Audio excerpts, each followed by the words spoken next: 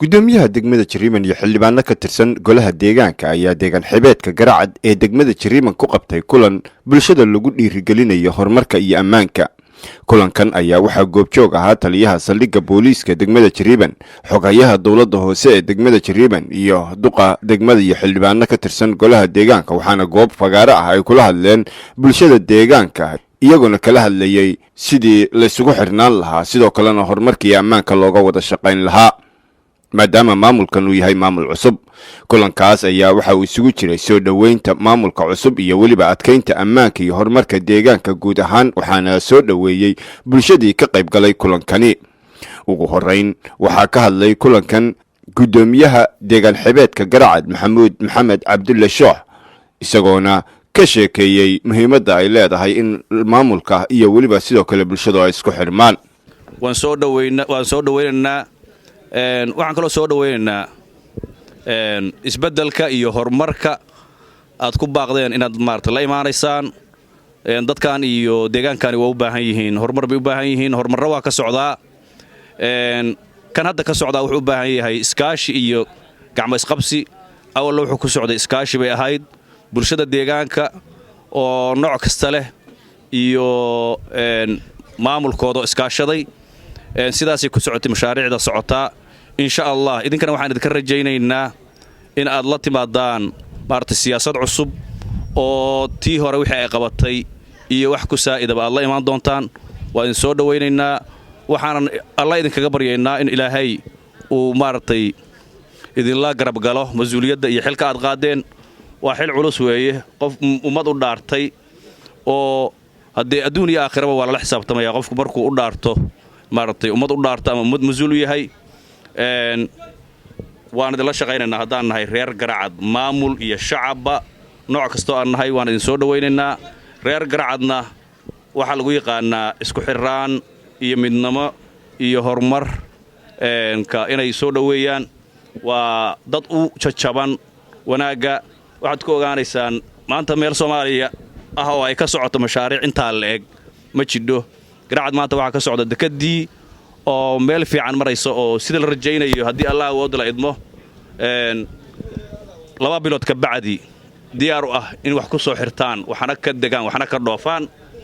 waxaa socda mashruucii asaguna tambaleenka oo meel fiican ay marayso xaaladiisii. waxaa socday oo socon jiray oo hadda aan socon, laakiin aan rabnaa asagana mar dhow haddii Allah idmo inuu bilowdo mashruucii wadada wadaagsin oo isku xidha Garacad iyo Tuurdibi. qalab baan hadda sugaynaa insha Allah haddii Allah idmo dhowaan. qalabka markuu yimaado dib baa loo bilaabi doonaa. intaasoo mashaariic meesha ay ka socoto waxaad garanaysaan ummadeedu inay tahay ummad u heelan horumarka iyo wanaagga. waxaa ilaahay mahadiisa intaasoo mashruucoo socota waxay ku socdaan nabadgelyo. wax carqaladii weligeed kama dhicin. waxaana keenay inaan carqaladi ka dhicin bulshada reer Garacad oo ku mahadsan maaragtay sida ay u garab istaageen mashaariicda socota, siday u ilaaliyeen dadka u shaqaynaya, sida ay u soo dhaweeyeen ayay ku hergashay iyo awoodda Ilaahay oo intaas oo dhan ka sarreysa. qaar ka mid ah bulshada ayaa iyaguna dhankooda soo dhaweeyay maamulkan cusub, sheegayna inay la shaqayn doonaan.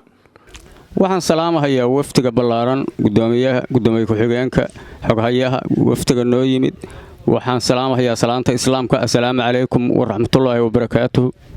waxaan kaloo ka mahad celinayaa ilaahay mahadiis galabtay iswaraysiga iyo isku tashiga iyo waxwada qabsiga aan u nimid ay noogu yimaadeen degmada Garacad iyo naalada higsiga ummadda bulshaweynta Soomaaliyeed. degmada Garacad ay u matalaysay horumarka ka socda baan walaahayna ugu mahad celinayaa. waxaanan intaas leenahay adinkuna ku soo dhawaada. dalku waa dalkiinnii, dadkuna waa dadkiinnii, waa dadka maamulayseen. maamulkayagii oo aan annaguna garbaha haysanno oo aan jecel lahay inaan la shaqayno ayaa tihiin haddaan nahay dadweynaha Garacad, anoo ku hadlahaya afkii dadweynaha iyo odayaasha Garacad.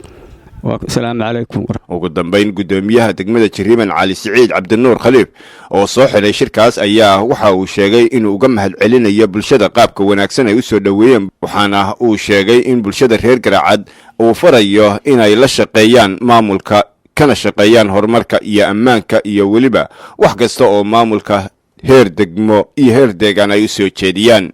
waxaa mahadle allihii weynaa oo na abuuray. waxaan u mahadcelinaynaa dadka reer Garaacad oo si wanaagsan oo farxad leh noo soo dhoweeyey. waxaan uga mahadcelinaynaa dhaqankooda wanaagsan oo isku tashiga iyo isku duubnaanta ah. waxaan rajaynaynaa guul dhammaanteen meel kastoo aan joogno adduunka dacaladiisa.